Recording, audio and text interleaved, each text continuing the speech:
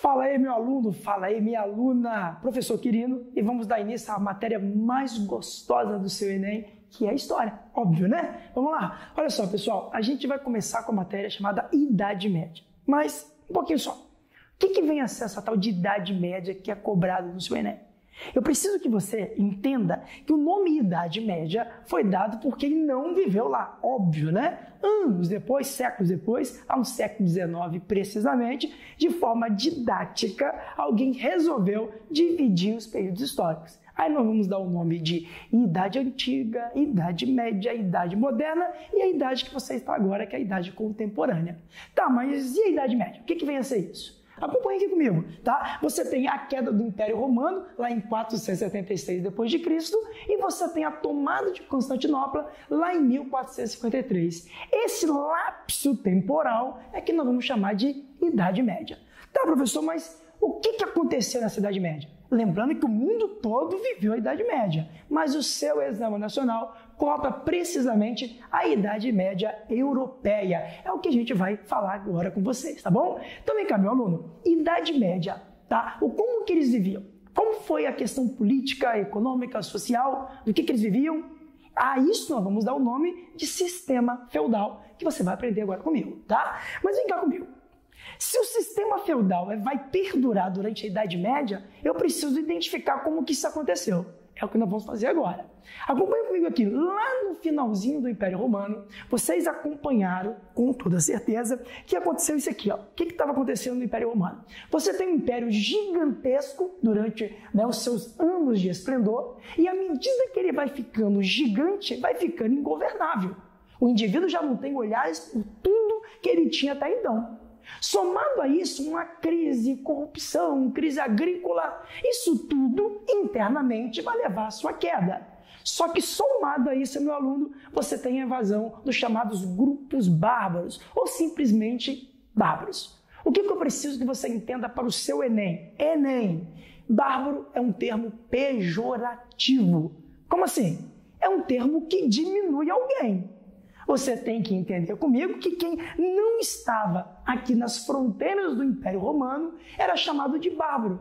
Hoje, para nós, seria os estrangeiros. É essa a denominação. Lembrando, claro, você, que mesmo que o indivíduo estivesse fora dessa obra do Império Romano, séculos antes, ele já mantinha um comércio nos chamados limes, chamado limites do Império Romano. Só que imagine comigo, são diversos grupos bárbaros, são N grupos bárbaros, um pressionando o outro, até que, como um pressiona o outro, você tem essa invasão. Eu não quero que você entenda que alguém meteu o pé na porta e invadiu, não é bem assim não, tá, meu aluno? É claro que aos poucos, a partir do momento que você tem o Império Romano em decadência, eles começam a olhar para aqueles grupos bárbaros e vão escolher os grupos que dá para fazer alguma coisa, dá para fazer algum tipo de acordo. E para o seu Enem, eu vou destacar entre vários grupos bárbaros, eu vou destacar os francos, o reino dos francos. O Império Romano em decadência, os romanos olham para aquele monte de grupos bárbaros pressionando um, matando o outro e pensam o seguinte, vou fazer acordo com os francos. Os francos, então, vão se localizar na região chamada de Gália. Hoje você chama de França. E ali, então, um líder chamado Meroveu começa ali o seu poderio. Bem lento, claro, tá? Mas começava ali uma união entre romanos e bárbaros. A esta união, meu aluno, nós vamos dar o nome de colonato. Colonato. Essa união, esse acordo entre bárbaros e romanos, nós vamos dar o nome de colonato. O cara vai para lá para colonizar, o indivíduo vai para lá para poder o quê? Dominar aquela região. Começava então uma tímida, bem tímida ideia de aproximação. E os reinos francos, então, com Meroveu, começa aquela árdua ideia de poderio. Só que ele pouco cai no seu vestibular. Eu vou destacar Clovis. Este sim, o neto desse Meroveu, com 15 anos ele vai assumir, e com 15 anos já vai botar banca. É um indivíduo poderoso. Aos 20 anos, ele já começa a ter uma espécie de treta com a igreja. Ele vai tentar evitar esse tipo de problema, mas aí um padre da região, num certo momento, ele vê que houve um saque na região da França e vai pedir encarecidamente que este Clovis, então, cedesse pelo menos um jarro de barro que tinha sido saqueado. Clóvis então aceita, mas o soldado que já havia pego esse vaso diz que não ia entregar, mas de tanta insistência até entrega, mas deixa o vaso cair e o vaso é quebrado. Clóvis olha para aquele indivíduo e já começa a ameaçá-lo. Logo em seguida, numa ideia de vistoria de armamento, Clóvis, de forma proposital, coloca todo mundo em fila e quando chega a vez daquele soldado, ele, de sacanagem ou não, fala que o soldado está com a armadura quebrada, está com sua espada quebrada e joga a espada no chão. Quando esse soldado abaixa para poder pegar a espada, o Clóvis então dá um golpe mortal neste soldado e manda avisar: a partir de agora quem manda sou eu. Dava-se início aí a chamada dinastia Merovíngia, em homenagem ao seu avô. Tá, anos se passam e aí eu destaco um mordomo. O que é mordomo? Um indivíduo que era administrador daquele momento. Um homem interessante, que eu vou falar com vocês daqui a pouco de novo, o nome dele é Carlos Martel. Ele já caiu no vestibular. E cuidado, Enem, meu aluno, Enem. Esse Carlos Martel, ele vai ter uma proeza de, junto com as suas tropas, evitar que os árabes, que os muçulmanos, que nesta época já estavam ocupando todo o norte da África, chegassem na Europa. Uma batalha importante, mas que você não vai decorar, chamada Batalha de Poitiers, ou Poitiers, tá? Lá em 732, esse indivíduo, esse mordomo, chamado Carlos Martel, ele barra a invasão e vai ganhar prestígio. Então eu vou destacar, entre todos, um mordomo chamado Carlos Martel. Esse indivíduo já apareceu em prova, é um indivíduo que pode aparecer com toda certeza e você não vai errar essa questão não. É um mordomo que se destacou, Carlos Martel, que lá em 753 ele consegue barrar a entrada dos árabes. Estes árabes que vinham lá, que dominavam todo o norte da África e só não conseguiram chegar na Europa porque este mordomo, com todas as suas tropas, conseguiu evitar, lá em 732, na Batalha de Poitiers, a invasão à ideia romana. Então, este indivíduo vai ser um destaque para a nossa prova, claro, mas o que mais destaca será o tal do Pipino o Breve. Esse indivíduo que era neto desse mordomo. Ele vai dar início à nova dinastia, chamada Dinastia Carolíngia. E onde eu quero chegar com isso tudo, meu aluno? Da Dinastia Carolíngia, o mais importante para a nossa prova entender o que vem a ser o sistema feudal vai ser o Carlos Magno. Esse indivíduo, bem que tentou recuperar todo o prestígio, mas aí não foi possível ainda em vida. Ele vai dividir todo aquele reino conquistado com seus 3 filhos. E esses filhos, então, vão passar a retalhar o que a gente chamava de império, e aí você vai ter o tal chamado fracionamento do antigo Império Romano. Estamos na Idade Média, estamos no sistema feudal, que nada mais nada foi do que um sistema que perdurou na Europa, marcado por pequenos lotes, onde cada um que tivesse um pedaço de terra também poderia ter poder. É o que a gente chama de fracionamento do Império Romano. Tá, meu aluno, mas avançando um pouco mais, eu quero que você entenda comigo o seguinte, fracionou, quem tem terra tem poder, mas como é que era a política disso tudo? O que me interessa para o Enem é que você consiga identificar que durante essa Idade Média, no sistema feudal, vai prevalecer a ideia do poder descentralizado.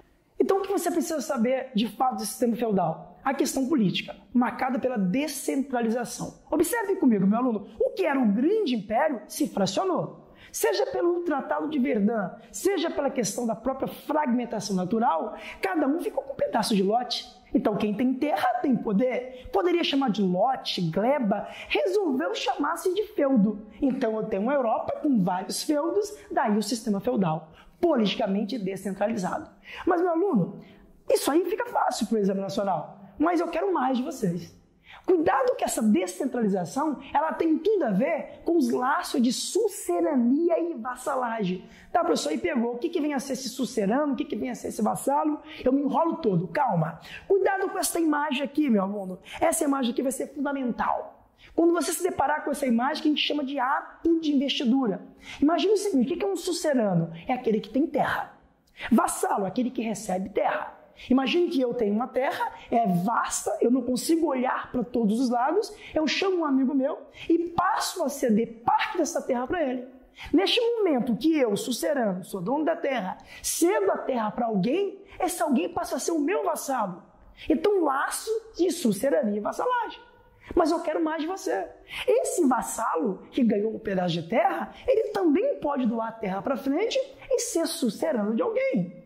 Então entenda bem que quando eu dou terra para alguém, este alguém me deve o quê? Favores. Eu, sucerano, doei terra para você que está aí do outro lado e você se tornou o meu vassalo. Tá, você vai ganhar terra de graça? Não, né? Eu quero algo de você. E o que eu quero de você? Que a partir de então, você passe a me proteger. Você pague a minha fiança, você arme o meu terceiro filho para ele ser um grande cavaleiro, é responsabilidade sua, meu vassalo. E você aí do outro lado, que também doou terra para o seu amigo, vai passar a ser sucerano. Logo, sucerania e vassalagem, você consegue entender por que o império vai se fracionando. Esta é a ideia política que você vai levar para a sua prova.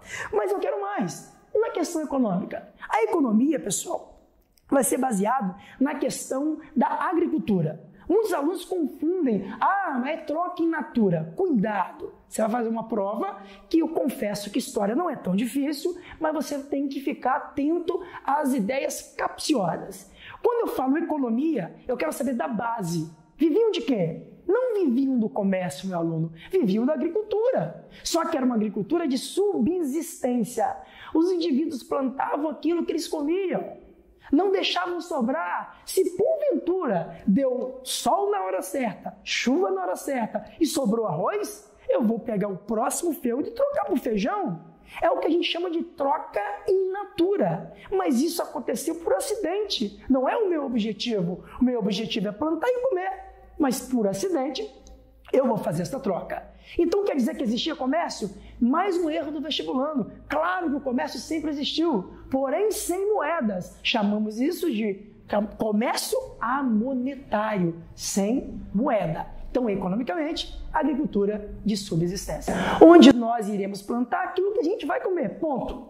Se por acidente choveu, deu sol na hora certa, sobrou arroz, sobrou feijão, nós vamos trocar com o feudo vizinho o milho, seitá, centeio, cevada, o que nós tivermos precisando. No mais, eu quero que você entenda que a base é a agricultura. Só que por acidente o comércio vai existir, porém sem moeda. Chamamos isso de comércio amonetário. É isso que você precisa entender. Então, respire aqui comigo. Politicamente descentralizado. Economia agrária de subsistência. E vamos por último aqui a questão social. Afinal de contas, como é que era a relação social? Quem mandava, quem deixava de mandar? Calma, pessoal. Eu preciso que vocês entendam que existiam, segundo a ideia da igreja, 3 ordens. Eu tenho a ideia do clero, da nobreza e dos servos. O clero é aquele que vai estar incumbido da questão religiosa, orar por todos nós. Os nobres vão guerrear por todos nós e os servos vão trabalhar. É aquele que é desprovido, que fugiu daquela ruralização, daquela loucura da invasão bárbara e vai acabar trabalhando de graça para a fazenda de alguém.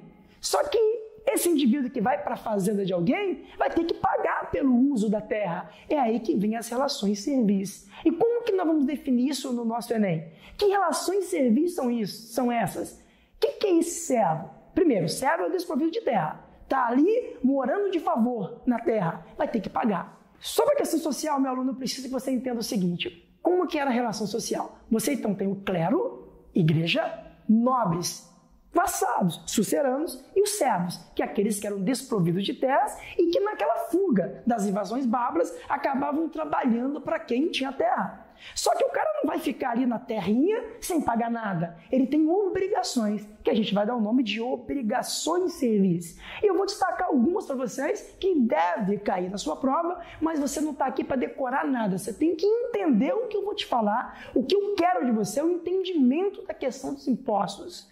Eu posso te garantir, meu aluno, que todos esses nomes que estão aqui, se aparecer no seu Enem, vai aparecer o significado. O que eu quero que você entenda é a vida de miserabilidade desse servo. E um motivo pelo qual ele pagava tantos impostos e não se rebelava. Alguns por curiosidade. O servo, você está trabalhando na minha terra. 2 a 3 dias da semana, eu quero que você venha para o meu castelo, para as minhas dependências, trabalhar de graça. O nome desse imposto em que você larga a sua terrinha, em que eu vou te explorar, e você vem para a minha trabalhar de graça, nós vamos dar o nome de corvéia, tá? Corvéia está aqui, ó. Para por aí? Claro que não. Tudo que você plantar aí, eu quero a metade. Eu vou talhar, eu vou dividir. Eu quero a metade de tudo. A terra é minha. Eu estou deixando você morar nela, mas paga por ela. Talha. De repente, eu preciso de guerrear com alguém. Estamos em guerra. Eu vou chegar na sua terra e pegar tudo que eu preciso sem pedir autorização. Lembrando que a terra também é minha. Captação. Você, meu servo, tem que assar pão, tem que ter moinho. Você não pode ter ferramentas. As ferramentas são minhas. E ao usar as minhas ferramentas, eu quero parte da sua produção. Se você usou o meu forno e assou 10 pães, 5 pães são meus. Então, quando você utiliza os meus utensílios, já que eu sou o senhor feudal, você paga um imposto chamado de banalidade. Você morreu. E agora, quem vai assumir? O seu filho. Não importa, antes do seu filho assumir, tudo que é seu é meu. Eu quero a mãe morta. A mãe que morreu, agora é morta, eu quero tudo que sobrou. Também tem um imposto chamado aí de consórcio. Eu só vi cair isso uma vez só, tá? Que é um imposto que não é imposto, é uma autorização. Se a sua filha faz 10 anos, 11 anos, quer casar, a autorização não é sua, pai, nem sua, irmão mais velho. É minha. Você vai trazer a menina até mim, eu vou dar uma olhada nela, se ela for bonita, eu até permito que o casamento aconteça, mas você tem que pagar por este casamento. O nome desse imposto é chamado de consórcio. O que eu quero que você entenda, meu aluno? A quantidade de impostos que esse servo paga, sobra nada para ele. E essa vida de miséria, isso tudo que sobrou, essa pouca coisa que sobrou, ele vai alimentar a sua família.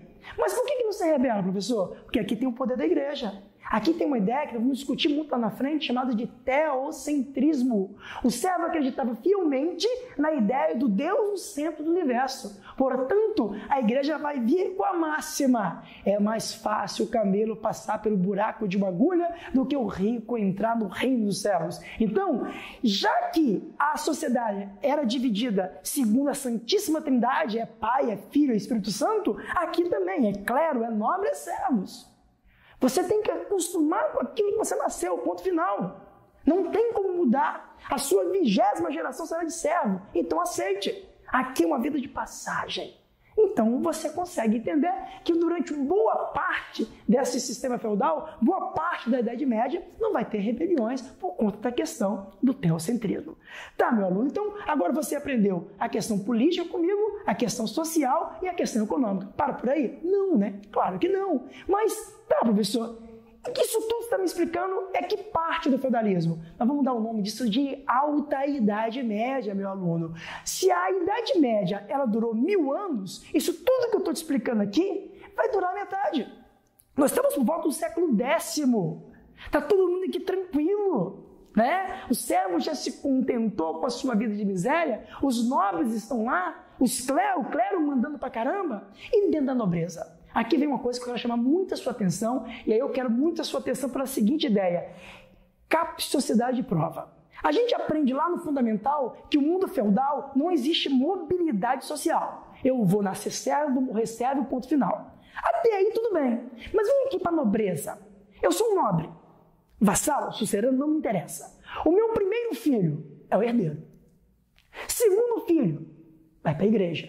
Terceiro filho em diante, vira cavaleiro. Tá, professor, eu não entendi qual é a lógica. Calma. Se você é do clero, eu sou dos nobres e o indivíduo é do servo, a ideia que nós temos é que não há mobilidade. Mas quando você olha para o segundo filho do nobre, ele vai compor o primeiro estado. Então, cuidado com a sua prova. Se a gente afirmar que não havia mobilidade 100%, você comete um erro. Eu consigo enxergar assim, você também, que quando o segundo filho, que é obrigado a compor a igreja, ele passa para o clero, houve uma mobilidade. Essa mobilidade existe. Claro que é bem tímida. Por que eu estou chamando a sua atenção?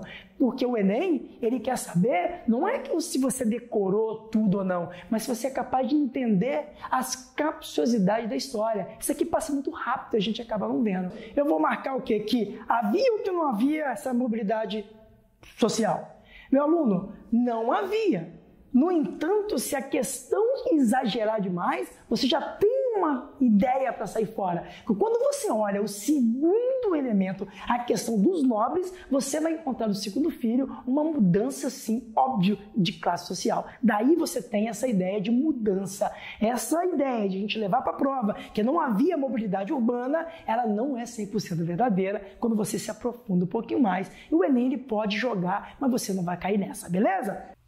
Pessoal, questãozinha aí, modificada, ficou um pouquinho mais difícil do que o Enem, mas eu tenho certeza que você é capaz de responder com toda certeza.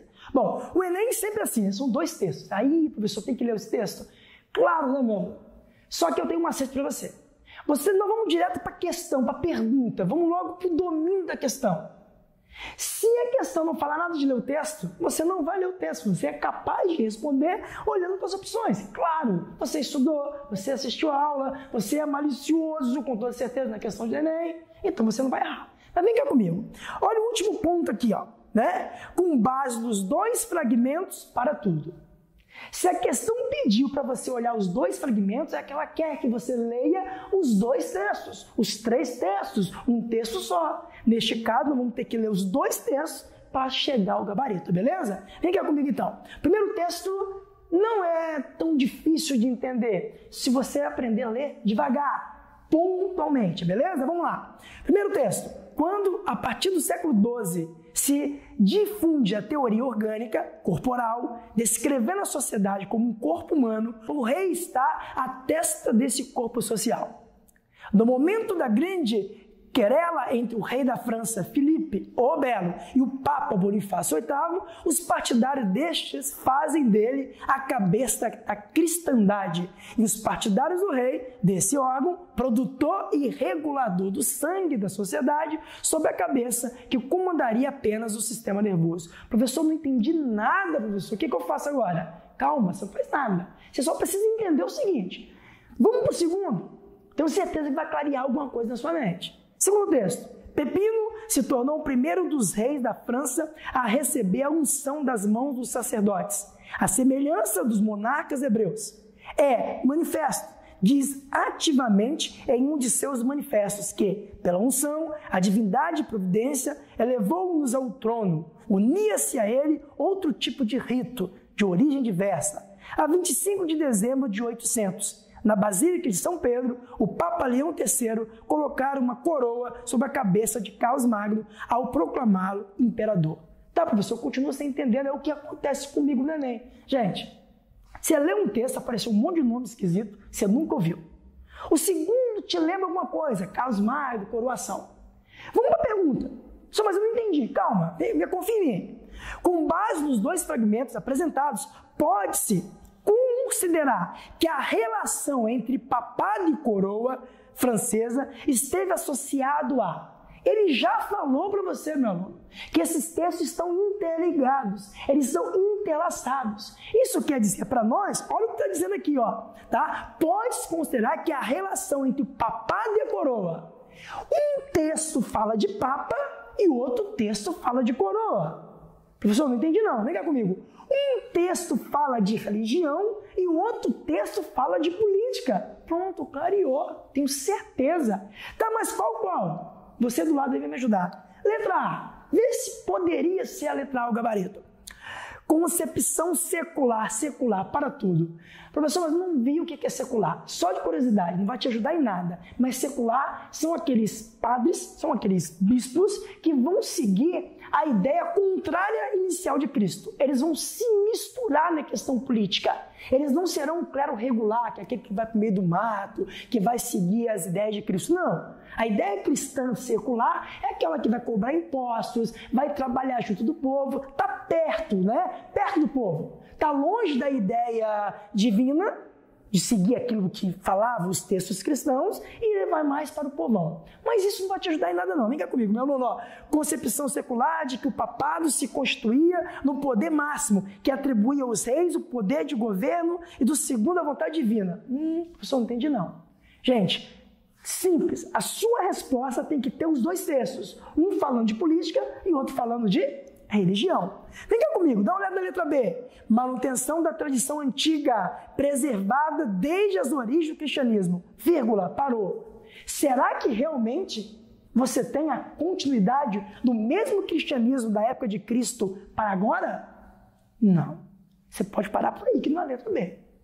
Letra C. Subordinação dos papas aos interesses dos reis, que pressionavam a igreja para legitimar seu poder político por meio de ritos sacros. Tá? Como é que é isso aí? Subordinação dos papas aos interesses dos reis? Ainda não, pessoal. É o contrário, né? Os reis ainda se submetem aos papas. Nós não temos aqui a formação dos estados nacionais, ainda não. Letra D. Sustentação dos poderes políticos e espirituais, cujos interesses e limites muitas vezes se sobrepunham para tudo que esse aqui é seu gabarito. Pessoal, mas não entendi não. Vem cá comigo. Lê devagar comigo na letra D. Sustentação dos poderes políticos e espirituais para tudo. A questão te perguntou sobre papa e coroa. Aí é aquela ideia do macete, meu aluno. Você tem que ficar ligado que você não precisa saber tudo de história, não. Tem que saber fazer prova. O nosso enunciado falou de papa, falou de rei. A letra D está deixando bem clara. Sustentação dos poderes políticos e espirituais, cujos interesses e limites muitas vezes se sobrepunham. Quantas vezes o papa deixava de falar de Deus e se intrometia na política? Quantas vezes os reis, às vezes também davam uma de conhecedor de igreja?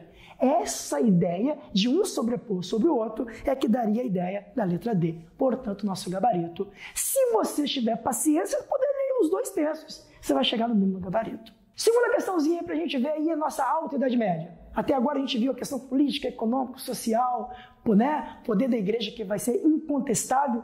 E aí temos uma questãozinha legal para nós. Feudoclericalismo. Este rótulo parece-nos mais conveniente na medida em que explicita o papel central da igreja naquela sociedade. Meu aluno, primeira coisa é a seguinte, falou de igreja, lembrou de poder total. Estamos falando de sociedade onde a igreja é a maioral, tá? Não vamos discutir aqui quando é que nasce o cristianismo, não, o Enem não quer saber disso. Um belo dia, você tem o poder cristão dominando toda a Europa. E esse cristianismo, né, que vai ser bem diferente daquilo pregado para a questão de Cristo, vai ser apoderada pelas igrejas, se misturará com política e ela vai virar uma instituição. E aí ela vai fazer o que ela bem entender com aqueles que acreditavam na época. Então, vem aqui comigo, tá? Feudoclericalismo. Este rótulo parece-nos mais conveniente, na medida em que explica o papel central da igreja naquela sociedade. Qual o papel? Mandar, ditar regras. Foi por intermédio dela que se deu a conexão entre os vários elementos que comporiam aquela formação social. Foi ela a controlar as manifestações mais íntimas da vida dos indivíduos. A consciência através da confissão, a vida sexual através do casamento, o tempo através do calendário litúrgico, foi legitimadora das relações horizontais, sacralizando o confronto feudo-vassálico e das relações verticais, justificando a dependência servil. Pessoal, mas o texto está confuso. Não, está confuso não. Aqui ele só está dizendo para você o que a igreja fazia e deixava de fazer. Você sabe muito bem que a igreja ela estava até no íntimo do coração do servo, por meio da confissão. Era por meio da confissão que o servo dizia o que ele pensou em fazer, o que ele pretende fazer, ou pretendia fazer na época. E então ela exercia o seu controle. Tá, o texto para fazer que tipo de pergunta? Considerando o papel do catolicismo no denominado período feudal, pode-se inferir corretamente que a igreja era. Meu aluno, você é esperto. Se você acreditar no que eu estou te falando e lá no Enem for direto para a pergunta, esse é um tipo de pergunta que eu trouxe que o texto não me ajudou em nada. Ele só me clareou. Porque você estudou, você sabe o poder da igreja. Ele vem fazendo essa pergunta. Considerando o papel do catolicismo no denominado período feudal, pode-se inferir corretamente que a igreja era. Vem cá comigo, letra A. Alijada das discussões das dinâmicas sociopolíticas da Idade Média. Isso o que é alijada? Excluída. Jogada de escanteio? Claro que não. Ela é a principal articuladora. Letra A foi embora. Letra B. Crítica com relação à exploração do servo pelo senhor feudal. Estranha a letra B. Se você marcar a letra B, você está me dizendo que a igreja se preocupava com a exploração que os senhores feudais tinham sobre os servos. Claro que não, meu aluno. Ela mesma era a maior senhor feudal. Tinha 1/3 das terras, meu aluno. E para sustentar todas aquelas terras, ela mesma tinha servos. Se ela tinha servos, ela também explorava. Como é que ela vai criticar a exploração? Errado a letra B. C. Submissa às determinações e especificidade de cada feudo senhorio. Horroroso, pode gritar bem alto, é horroroso. Como assim, igreja submissa? Nunca. Eu não quero nem saber o que tem depois de submissa. Mas catolicismo, igreja submissa? Não, tá fora a letra C. D. Presente em todos os aspectos da vida pública e privada. Opa! Letra D. Letra D, o gabarito. É ou não, meu aluno? Ela estava ou não estava inserida em todos os aspectos? Na sua vida pública, na sua vida privada, né? Ela mandava nos servos e inferia-se em vários aspectos da nobreza? Com certeza, a letra D.